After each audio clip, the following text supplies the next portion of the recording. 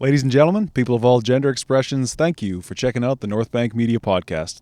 I'm your host, Patrick Strevens. And it's that time again. We've clicked over into a new set of digits. This is episode number 71. We've also coincidentally clicked over into a new season recently.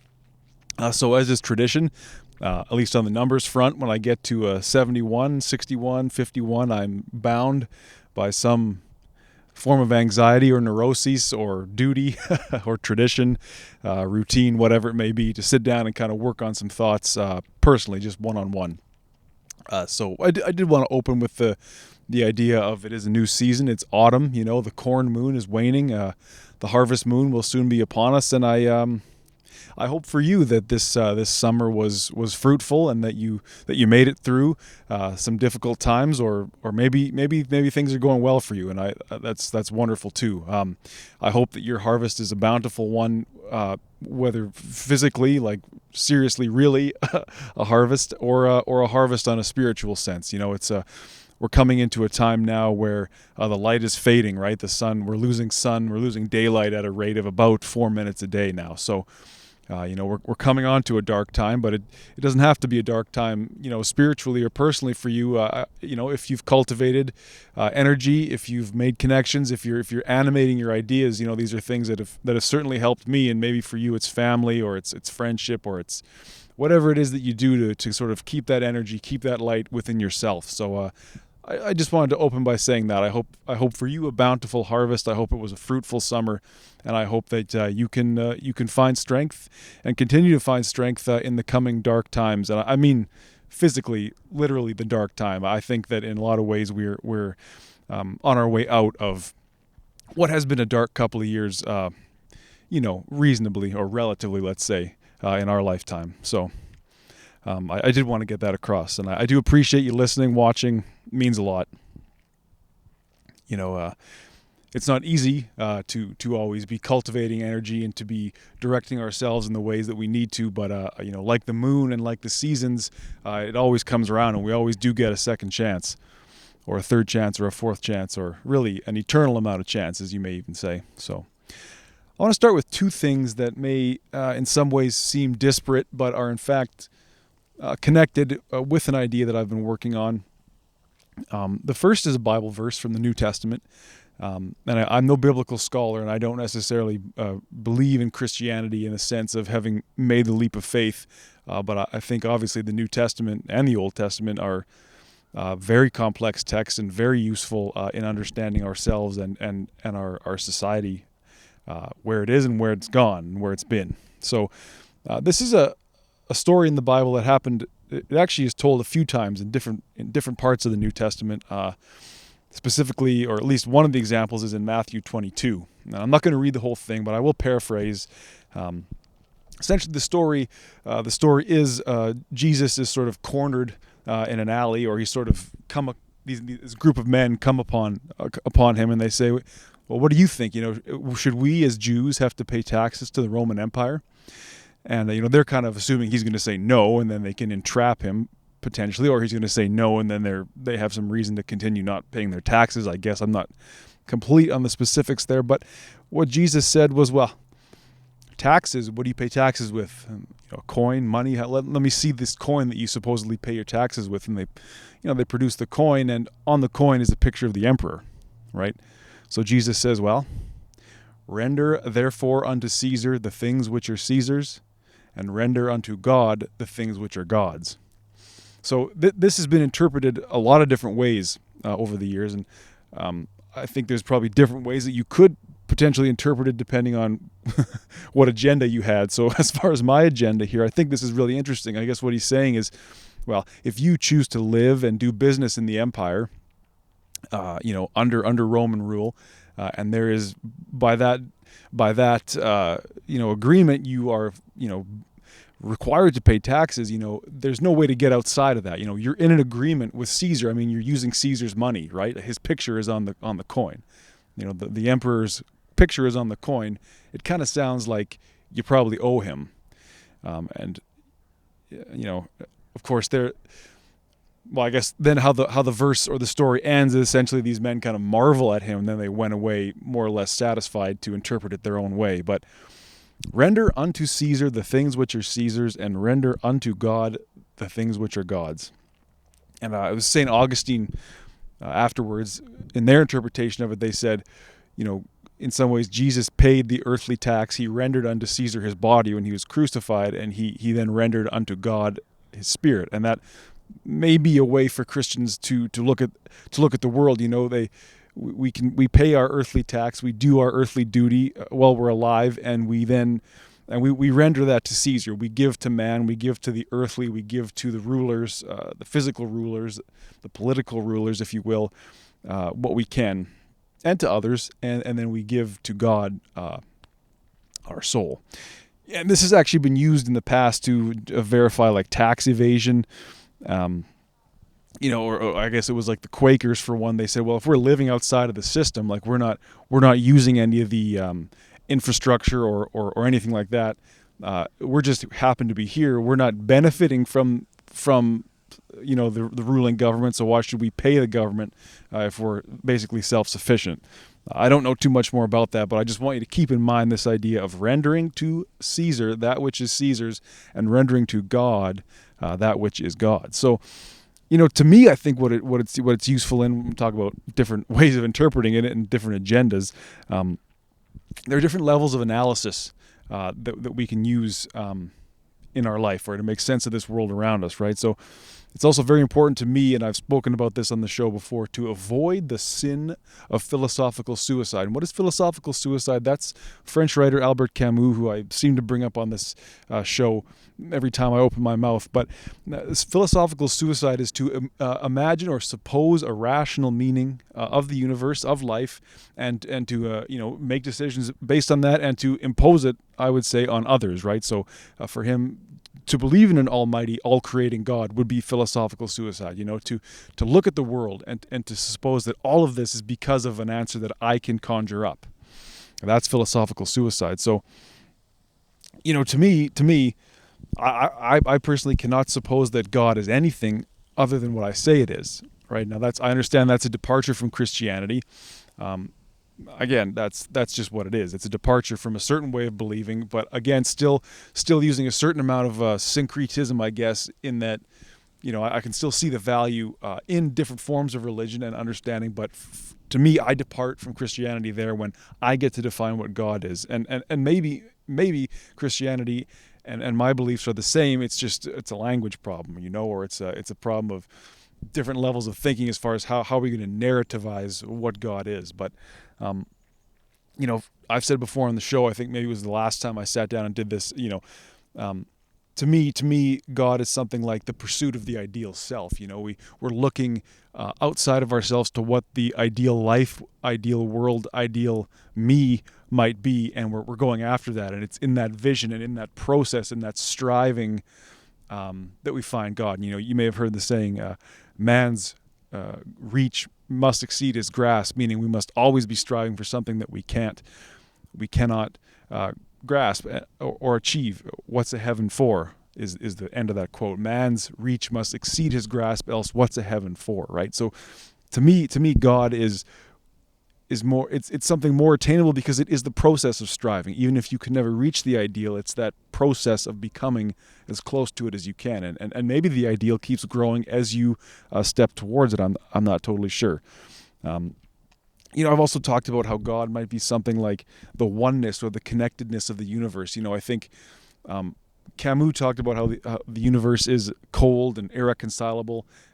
It doesn't calculate. It doesn't really do anything. It just is chaos, a roiling, inexplicable phenomena. But of course, the human mind is rational, right? And we seek meaning, and we seek to sort of order the chaotic universe. And so, to me, it's embracing that cold and irreconcilable nature of the universe and saying,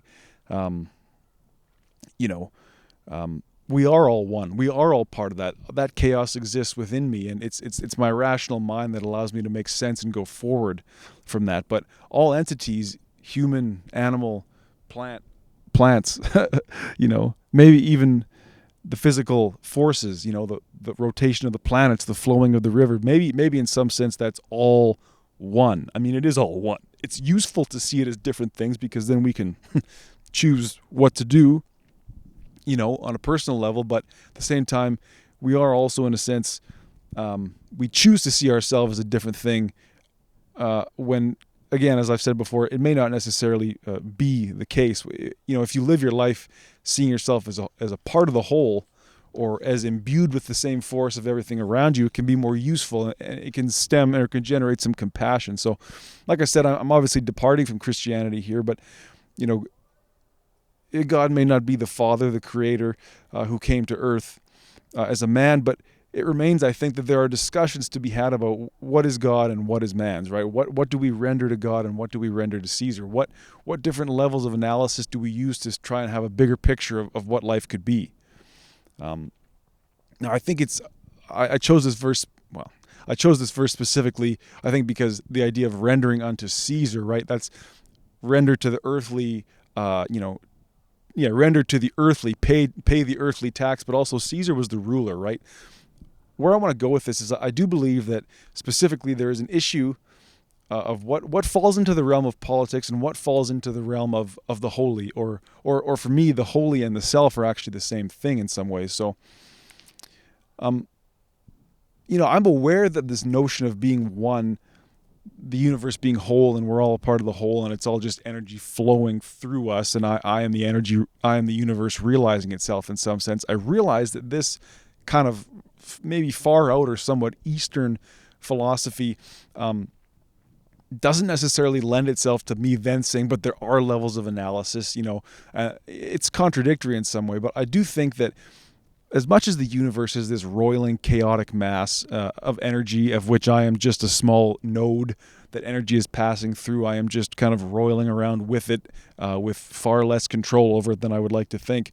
I do think that we can make use of our rational mind. Like for me to say, and for Camus to say, that the universe is irrational chaos and we are rational creatures, I don't think that's a negative thing. I think that's all we've got, right? Like, we have to use the rational property of our mind to make sense of this world for ourselves, right? So please make no mistake about it. I am trying to make sense of the world for myself, as I believe many other people are, and I'm stopping short of then implying, or I would say imposing, my understanding on others, right? Like, whatever I'm saying here really should have no bearing on you unless you choose to think about it for yourself, right? Like, that's the problem, right? Like, some friends, Devin Bailey's on the show all the time, and another friend of ours, we were sitting around, and we were getting into some crazy talk about conspiracies and all this, and our one friend says, well, don't believe everything you read. And Devin said, well, it's not like I believe it, but isn't it more fun to, or it's not that I don't believe it or do believe it, but I don't act as if it were true.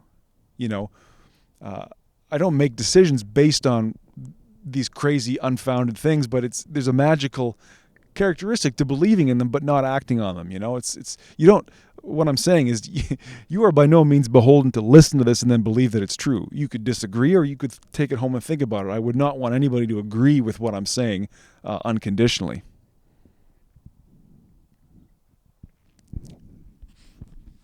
So again, the issue here is that people suppose a rational belief. They suppose a sort of metaphysical truth that they have either discerned themselves or been taught, whether it's religion, politics, some form of ideology, and then they impose it on others, right?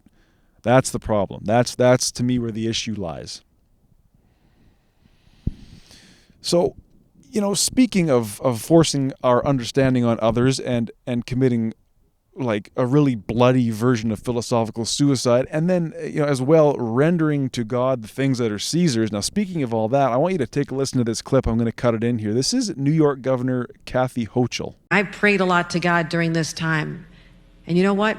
God did answer our prayers. He made the smartest men and women, the scientists, the doctors, the researchers. He made them come up with a vaccine that is from God to us, and we must say, thank you, God. Thank you. And I wear my vaccinated necklace all the time to say, I'm vaccinated. All of you. Yes, I know you're vaccinated. You're the smart ones. But there's people out there who aren't listening to God and what God wants. You know this. You know who they are. I need you to be my apostles. I need you to go out and talk about it and say, we owe this to each other. We love each other. Jesus taught us to love one another. And how do you show that love? But to care about each other enough to say, please get vaccinated because I love you. I want you to live. I want our kids to be safe when they're in schools. I want you to be safe when you go to a doctor's office or to a hospital and are treated by somebody. You don't want to get the virus from them. You're already sick or you wouldn't be there. We have to solve this, my friends. I need every one of you. I need you to let them know that this is how we can fight this pandemic, come back to normal, and then start talking about the real issues that we have to. Fighting systemic racial injustice, which exists today. And if there's a denier, I will take you on any day because I've seen it. I know it exists. And we are not going to have a blind eye to this ever again any longer under my... Okay, that is tremendous, right? Like, I'm actually floored, I would say. I'm almost respectful of the quality, of the thoroughness of the philosophical suicide there, and the utter disregard. Okay, the utter disregard for the separation of church and state, which clearly never really did happen, obviously. And notice how at the end, and then the clip cuts out, but she segues into systemic racism, which, you know, as a Canadian for one, and just as someone who's met people who thought more about that idea than I have, I'm less critical of that argument than of what I'm criticizing here. I think it's hard to, I guess the point I'm trying to make is this episode is not about systemic racism, although Governor Hochul in that video kind of wheels her way into it after putting herself on the side of moral righteousness. I mean, she's aligned herself with Christ. I mean, that is really what a great political trick, right? She uses the vaccine as a way to align herself with God and moral righteousness. Like, first of all, what would that do to somebody who dared to question, or, what light would we then, by that logic, paint somebody who disagreed with her as? You know what I'm saying? I mean, we've gone here in this. I mean, this clip is truly. I was blown away. I couldn't believe it. I could not believe it. I mean, we've gone from trust the science, it's rational, peer-reviewed, tested, trial, etc., to God made the vaccine. And not only did God make the vaccine, but Governor Hochul asked for us, or her constituents, her voters, her whoever, to be her apostles. I mean, she's truly saying the quiet part out loud here. I mean, for those interested, the word apostle comes from the ancient Greek send forth. So, if we want to cut her some slack, okay, in a sense, she's asking others to champion the vaccine, right? Like to send forth the good word of the vaccine, which, fine. That's fine. But why not just say that? Because she's picking her words very carefully here. This is not necessarily just like unhinged Bible thumping. This is a very desperate, very calculated move, I think, to align herself with the moral righteousness, right? Like, we're not having a discussion about facts or about possibilities anymore. We're now having someone who sees themselves as Christ Almighty, talking down to us and telling us how to live our lives. Who's the only person in the world that I can think of, or that maybe you know someone else, but who in the Western canon, Western world, Western culture, was ever bold enough to claim to have apostles?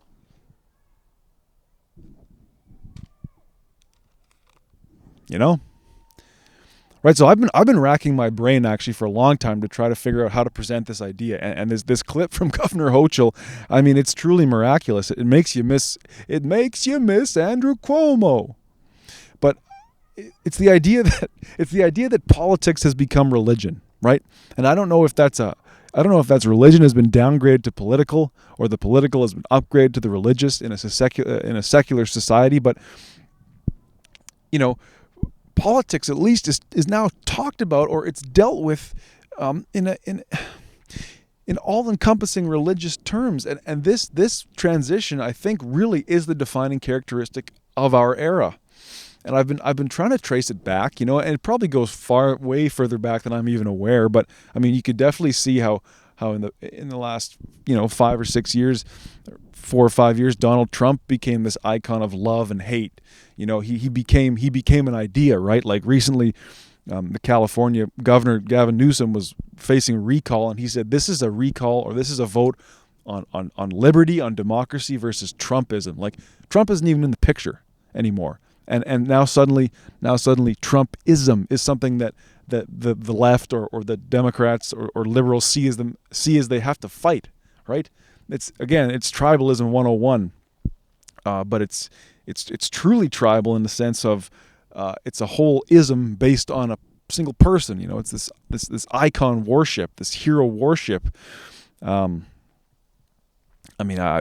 don't know really what to say about that, but this idea that politics, and I mean politics in the rhetoric that's going on around government, and that's also going on in the media and social media, the way that we talk to one another. I mean, I'm sure that Trump and then COVID, for instance, I'm sure that just killed a whole hell of a lot of family dynamics and just probably,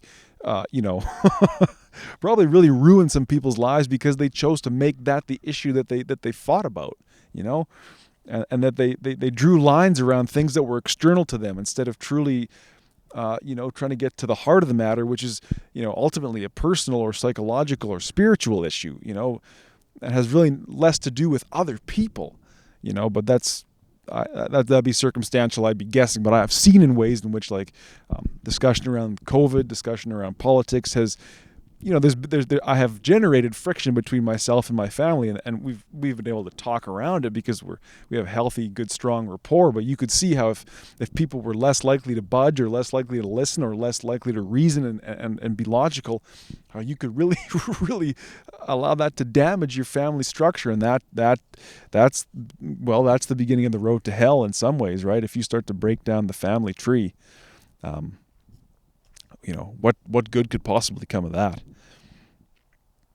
Yeah, and obviously social media and legacy media, TV and newspapers and that sort of thing. These things work to gain your attention, and they work to create divisiveness. They truly do. They work to create fear, and I don't know if that's a purposeful thing or if it's how they choose what to report on because they know it'll get attention. Because my understanding, at least, and my intuition here is that news media of all kinds has just really become real estate for advertising, right? Like they want eyes on their product because then they can sell ad space. They can sell to the advertisers. They can make big money off the ads.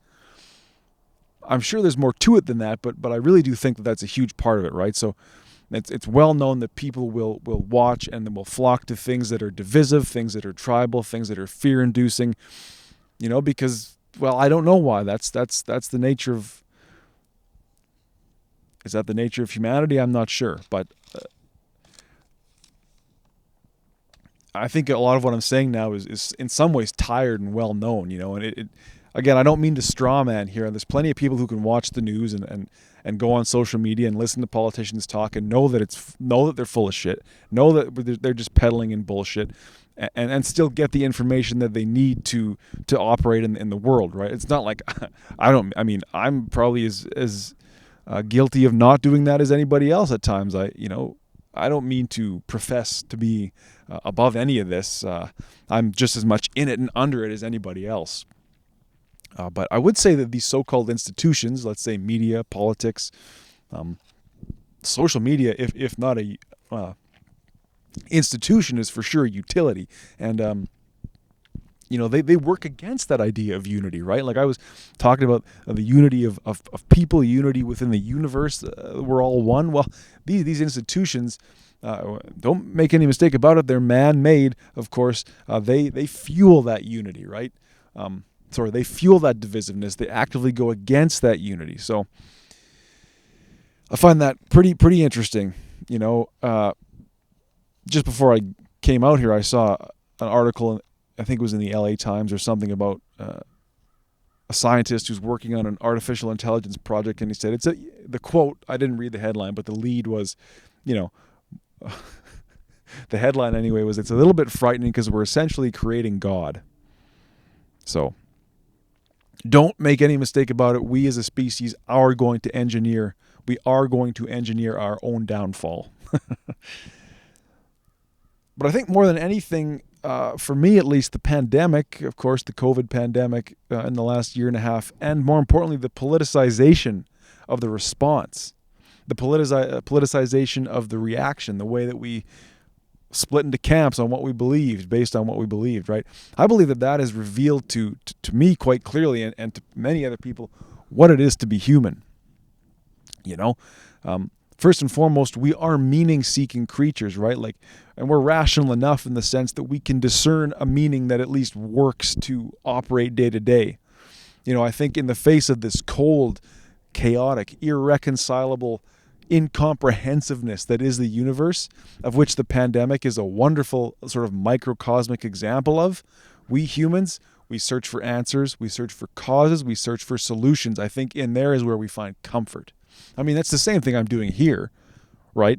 I'm trying to make sense of the world in a way that works for me, all the while knowing that it's impossible to make sense of the world, period, but I can make sense of it in a way that works for me, because I find it comforting, because then, I don't know, I can at least be like, well, I can get out of bed in the morning and I can piddle around and putz around and do the things I enjoy doing. I can have a career, I can have relationships, I can have goals, continue building my business, buy a house, these sorts of things, have a family, see the world, maybe do some good for some other people if such a thing were possible.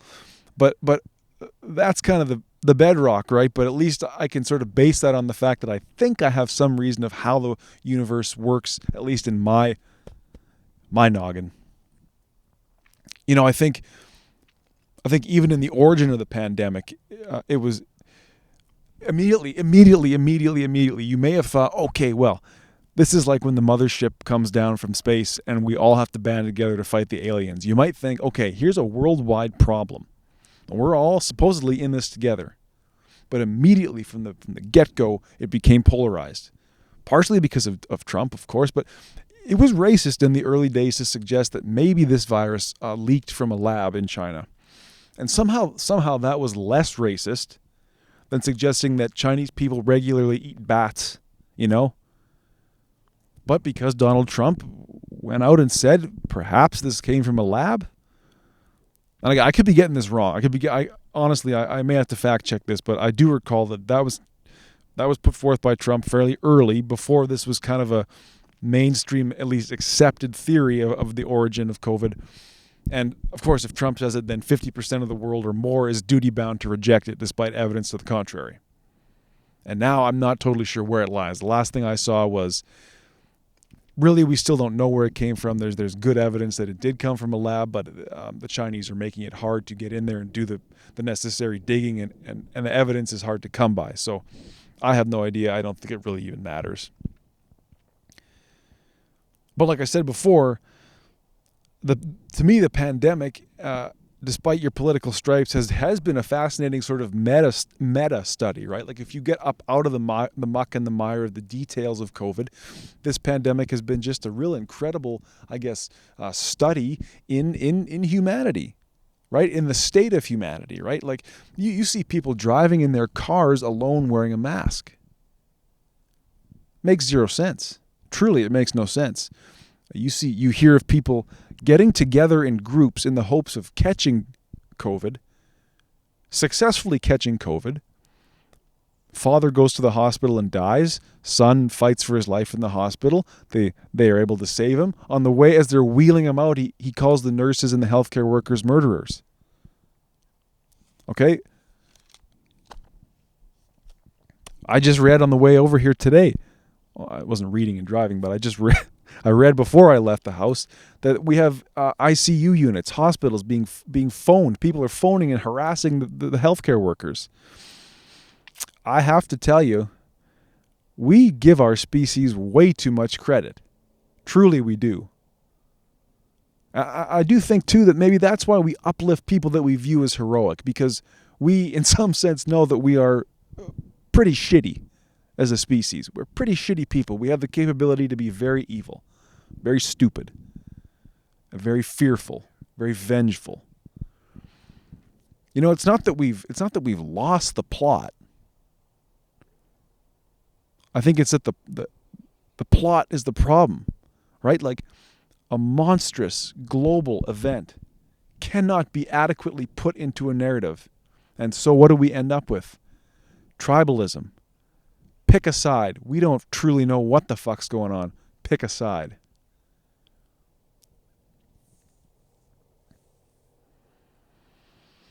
And it doesn't help that institutions, like I said, politics, government, media, even the family in some sense, the educational system, you name it, any of these institutions truly that we've built for ourselves, they don't function.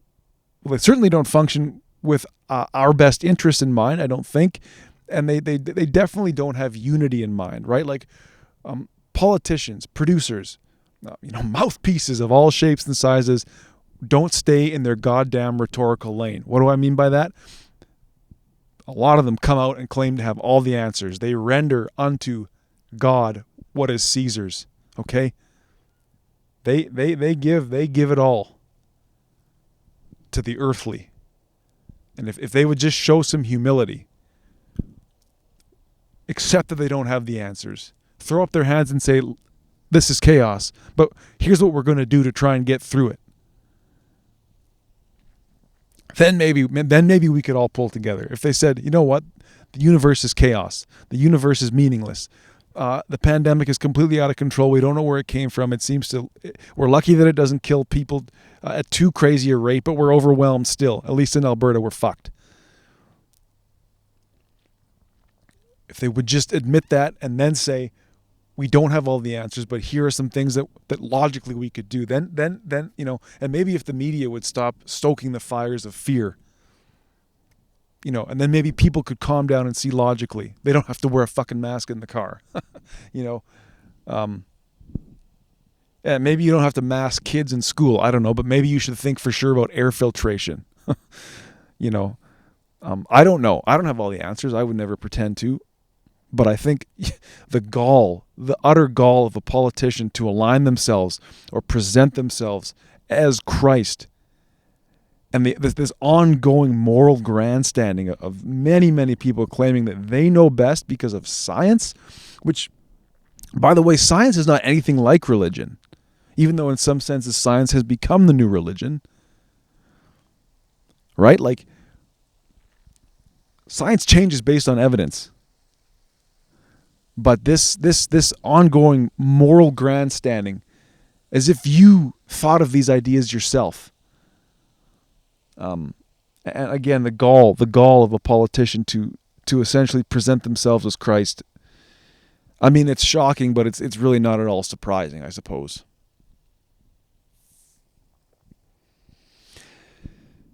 I think part of this can be attributed to the fact that, for the first time in many, many generations, we are directly confronting our own mortality, right? Like, instead of just masturbating to the fantastical disconnection to it in Marvel movies, and Netflix series, we're now truly being forced to stare it down. Like, we've all seen the graph of, like, this is how many people died this year.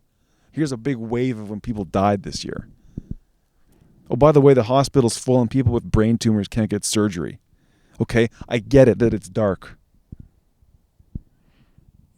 And I think part of what we're seeing is that when hordes of people suddenly are forced to realize that life is cruel, that it doesn't care, well, as they say, there's no atheists in foxholes, right? That means that, well, you know what it means. There's no atheists in foxholes. When we get into the shit, into the dark, when we're staring death in the face, even though you may say still that this pandemic is in some ways fairly mild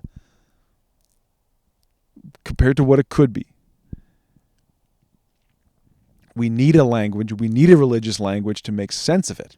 We need to have all the answers. We need to believe that there's an almighty, all-creating God out there who's going to save our ass in the end.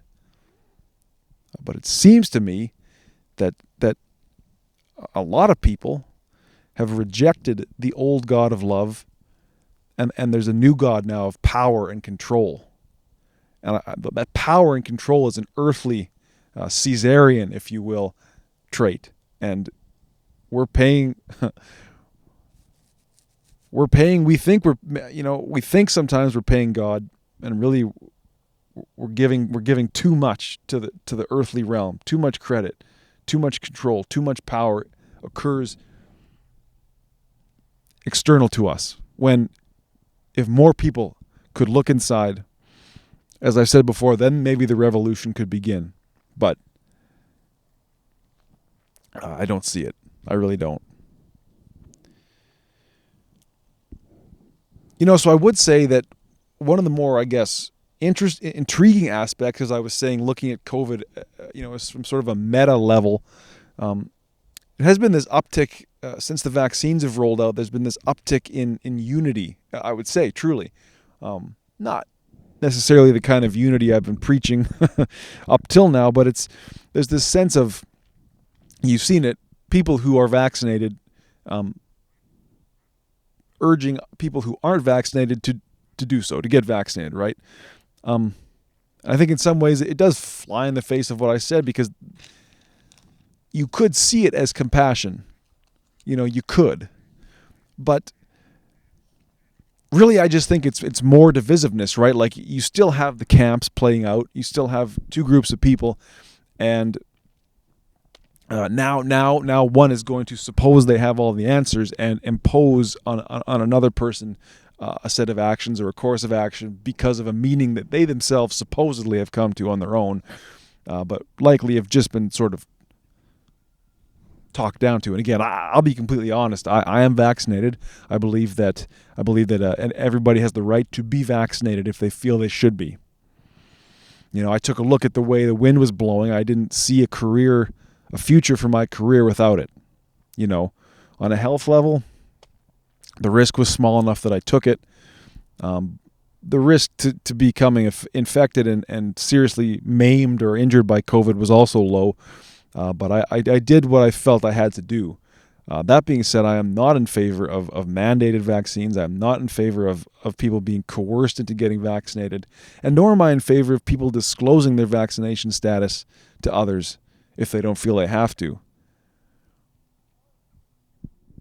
So this trend, I would say, of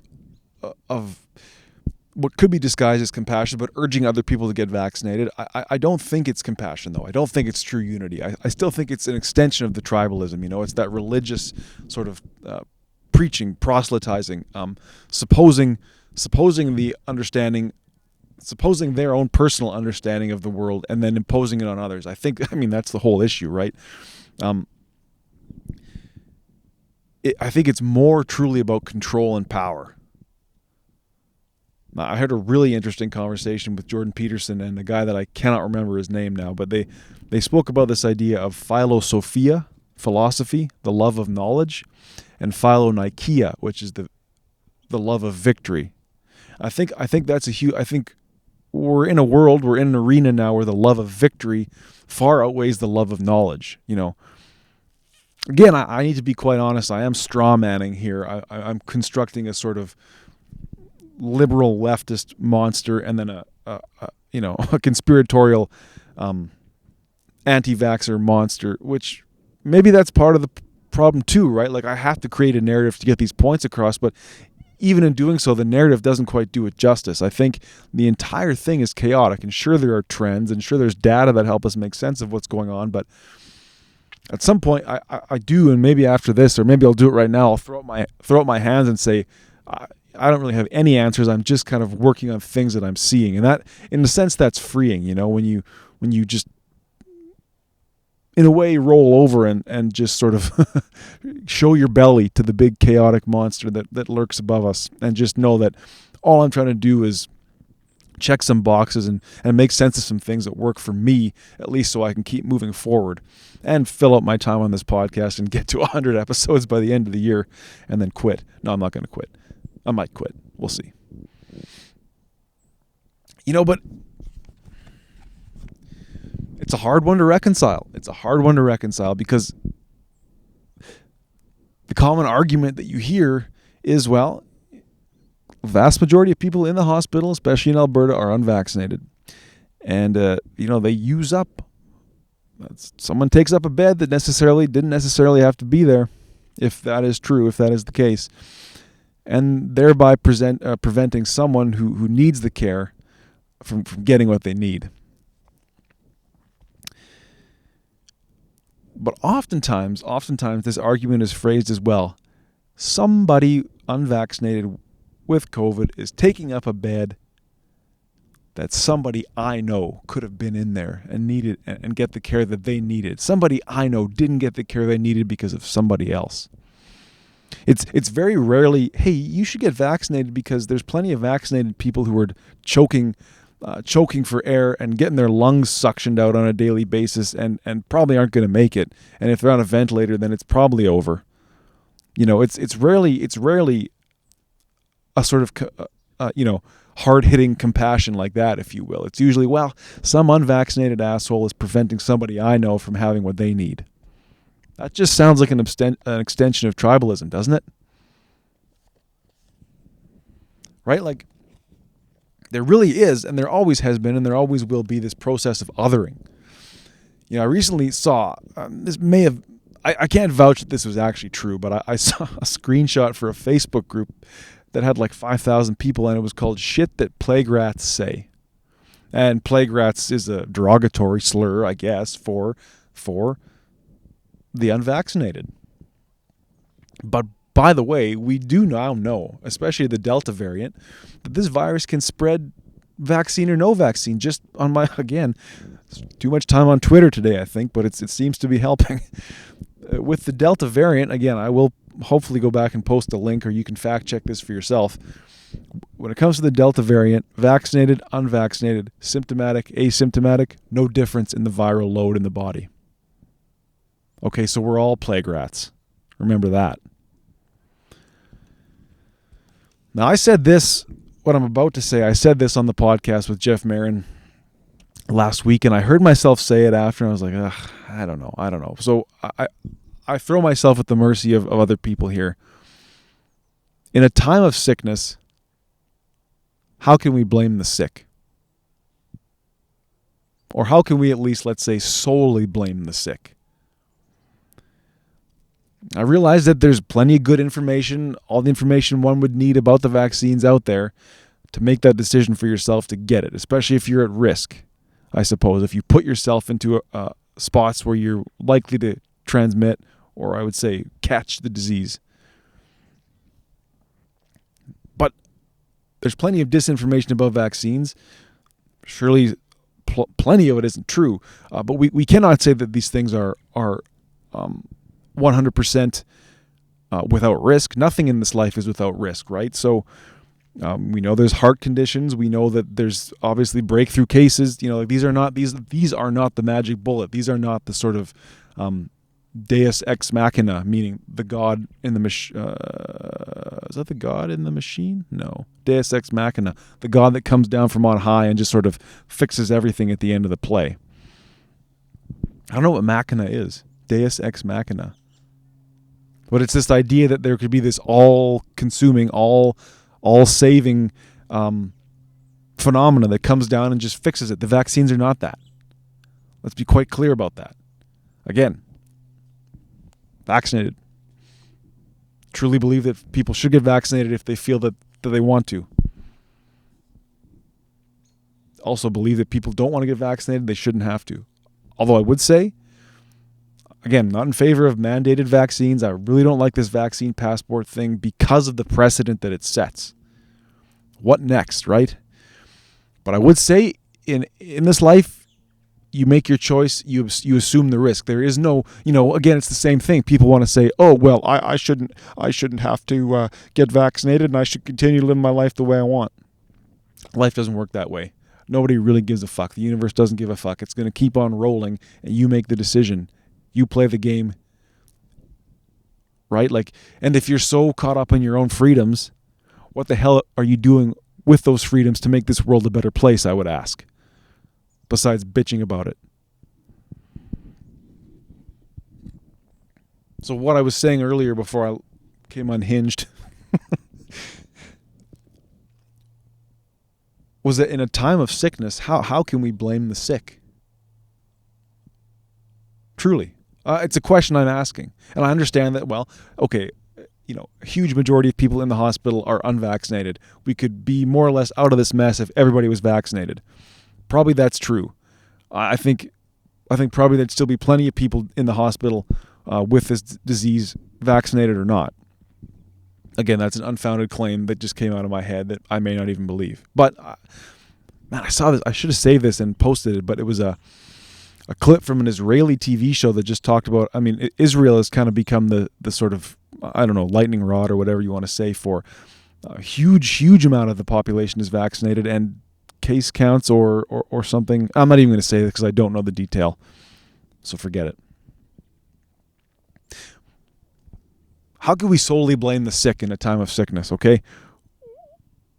I understand there's a lot of good information on vaccines out there that people can make their choice. But what about government incompetence? We've now been in this for a year and a half, and you're telling me that they couldn't support the healthcare workers in this province with reinforcements, more facilities, more people? I get that it's not just like you snap your fingers and it's there, but a year and a half? A year and a half. Field hospitals?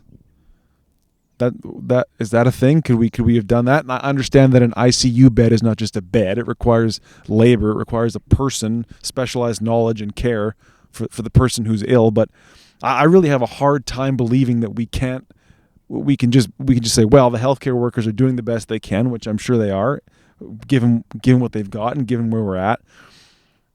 Period. And it's all your fault for needing the care.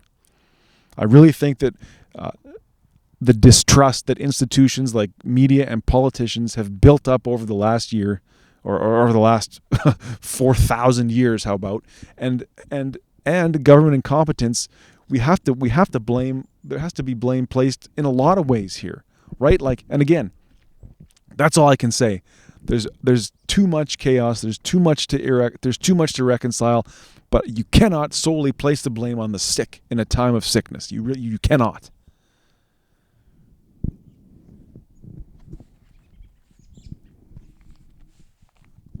I think that this phenomena of blaming the sick in a time of sickness is really what I've been talking about for God knows how long now.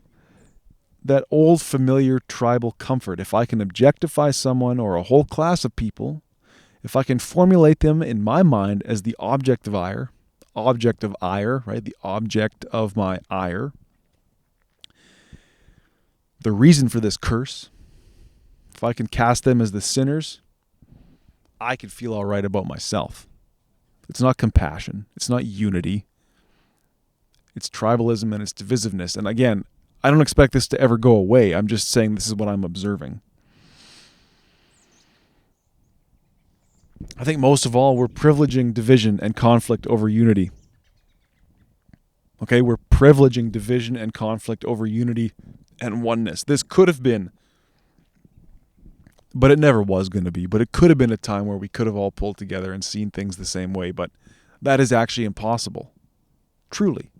I really do mean that if we had a District 9 scenario, and I should go back to that movie to see what actually happened, but if we had a District 9 scenario where the mothership came down and aliens were assassinating people in the streets, there would still be people on the side of the aliens. Truly there would be. So there's a couple other things I would just want to touch on real quick here, and then you can stop listening to me and get on with your life. I recall back in the spring, this was like early April, mid-April, there was a video posted by an Edmontonian. I think his name was Kaylor Betts. Kaylor Betts, was that it? Anyway, in that video, he got a lot of flack for saying what he said. And although I think what he said was not necessarily wrong in some ways, it was probably wrong in other ways. And I actually liked the video. And then a friend of a friend asked my friend, "I think Pat's a COVID denier." Pat's a COVID denier.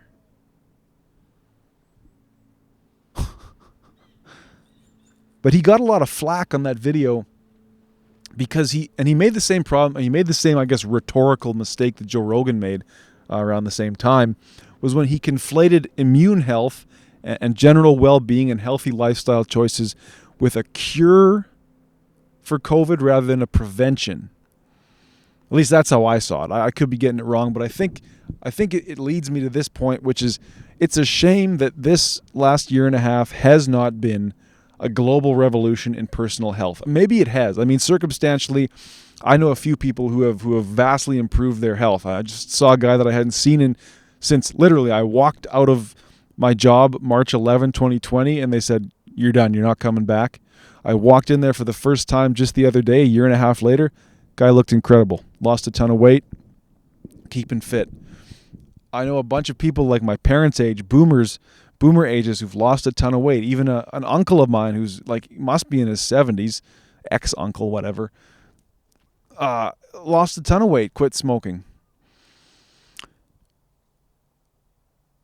But you've also seen a lot of, well, I don't know. I actually haven't seen too many people really let themselves go. But I guess what I'm saying is there needed to be a discussion had about illness and about immune health and about lifestyle choices and about environmental factors. I mean, I could list them now. Fluoride in the water is a neurotoxin. The food that we eat, even me going to the grocery store and getting a steak, that thing could, I suppose, be full of antibiotics, right? Eggs, same thing. Any dairy product, you name it. The seed oil, right? The so-called vegetable oil, which is not vegetable oil at all. In fact, if I could, I try not to preach, but if I could, get off the canola oil, man. That shit'll kill you. Get off the mayonnaise. Get off the soybean oil. Anyway, all that processed food that we eat. Alcohol, cannabis. Like, there are so many things that we do to ourselves that cause cancer, that cause unwellness, inflammation, just generally being unwell that we're not talking about, right? Like this, I mean, we have to say, okay, for sure, there are some folks that are just fucked, right? Like you're 80 years old, you have dementia, there's a good chance you're going to die of COVID in the hospital. Okay, that's a shame. That's a tragedy, obviously. Every human death, I think, is a tragedy. Looking forward, though, we really should have been having that discussion about keeping yourself in a reasonable amount of health, right? Like this disease picked off people who had, actually dementia and Alzheimer's first and foremost was like the number one comorbidity, I believe. Lung disease, heart disease. Okay, heart disease. We do not talk enough about smoking, or maybe we do. Maybe that's come and gone. But like the food for sure, and the immobility. The sitting, the smoking, the eating like shit, the not exercising. Again, I'm spooling out here, but I think I'm making the point is that this, what could have been or what should be for you, and it is for me, a real sort of moment to look inward and say, what can I do to keep myself in better shape? Because then maybe I could, help another person get in shape. I don't mean in shape like you look good naked. I mean like, how's your immune system functioning? How's your GI tract? Like, how's your skin? Like, these are the markers of where you're at on a physical, personal health level. And, wouldn't a healthier population be more resilient to the next pandemic, which is for sure coming? Again, circumstantial here. I saw that clip of Anthony Fauci pre-pandemic in 2019, and some guy asked him, so, if a viral pandemic were to come along, would we be wearing masks and gloves? And Fauci laughed and said, no, you just keep in shape. Just keep in shape. Eat well. I will try and find that. Again, circumstantial, fact check me on that. But have I made the point yet about the fact that, like, I have nothing but love and respect for healthcare workers, truly. I think that protesting at hospitals is wrong. I think that blaming the healthcare workers, harassing the healthcare workers is wrong, period. In the hospital, the politics are out the window. I mean, I know they're not truly. There's a lot of moral grandstanding going on among healthcare workers that I've seen. But when people are actively working to save lives, there's no room for me to come in there and say anything. But we as a society are sick. Hence why COVID did the damage that it did.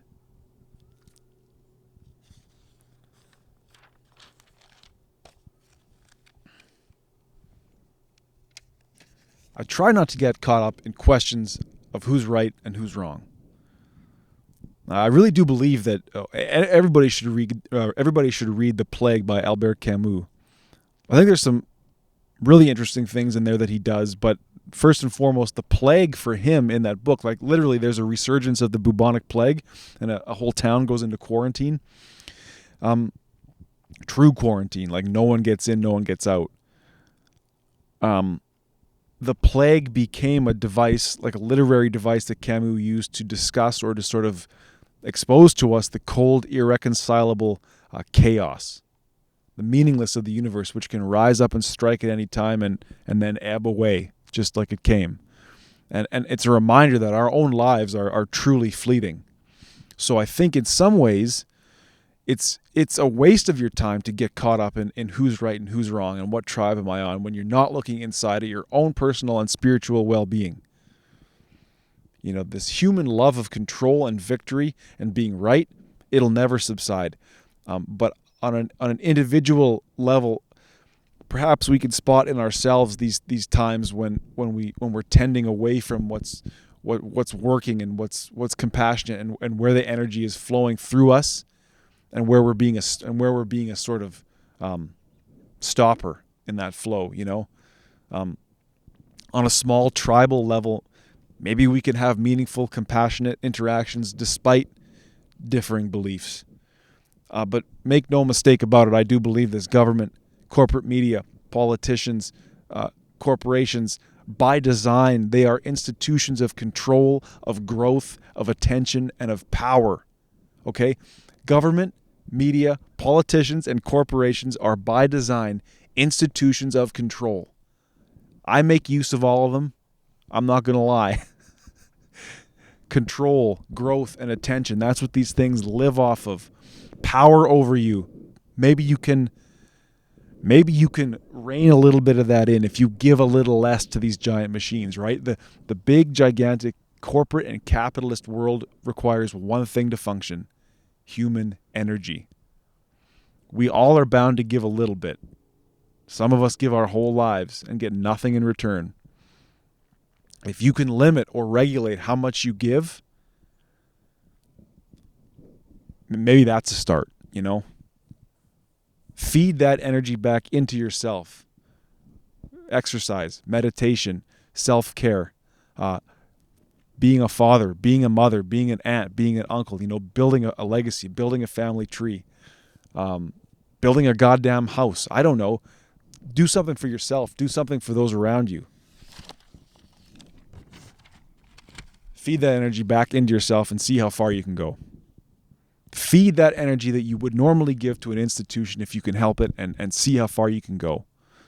To me, I think this podcast does that. Devin just sent me a tweet that says that YouTube is going to start removing content that says that the vaccines are not 100% safe. So with this episode now, find me on Patreon, I guess, or find me on Vimeo. I don't know. But you can't trust the institutions, period. Like, you really can't. I never thought I would be sitting here ranting into a microphone about this, but welcome to 30, you know, welcome to 32. But I think that's enough for now. I think I've made the point. I hope I've made the point. Let me know. Again, I do just want to say the autumn is upon us. I hope that your harvest is bountiful. I hope that you can, cultivate that energy, cultivate that light as we go into a season of darkness. And hopefully it's a time when we can see more people than we were seeing at this time last year, and build that community energy back up. But again, for those listening and watching to the North Bank Media Podcast, I do thank you. I am alone, in case it wasn't obvious, that I'm out here on the North Bank where I feel at home, where I can generate these ideas. And I thank you for stopping in. And I wish you the best, and keep on keeping on, and have yourself a good night.